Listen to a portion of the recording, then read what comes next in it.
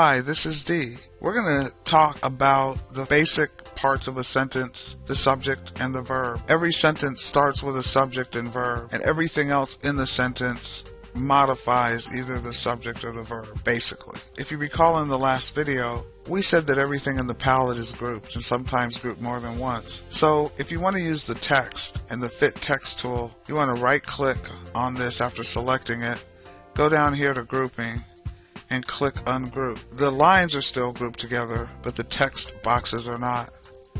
I'm going to nudge this over. You select it, and then you double-click with the left mouse, and you can select the text in there and change it. So we're going to change this to a basic sentence, kids, and we're going to click Play. The verb play can also be more than one word. It can be the kids, or kids are playing, or kids were playing. If I double-click that and move with the keyboard over to this other side of play, we can say kids were playing. Let's go ahead and expand that and select it again. Let's take the arrow to the other side, and we can say playing, and we can fit the text and nudge it over.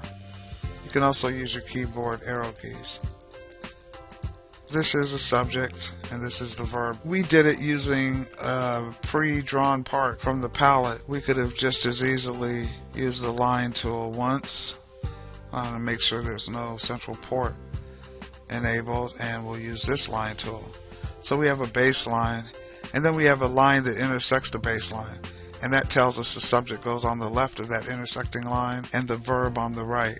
Now in this case, we go up here, we grab the text tool, and we hold down the left mouse key and define a box, and we can type in kids, and then we can select this, and notice there's a bounding box there, and we can go up here to edit, copy and paste, or we can grab this, select it, right click, and go down to copy underneath file, and then right click and paste. So now we have two boxes. If we double click in that box, we can type in play, and then we can grab this and put it here and do the same. Now right now snap to grid is on, but we could just as easily turn it off. In order to get rid of the bounding box, recall we just hit transparent, and there it is, kids play. And you can move this over with your keyboard, or you can move it with the nudge tools, in which case it will only move one pixel at a time. So now we've basically created a basic sentence diagram with the subject and the verb. See you in the next video.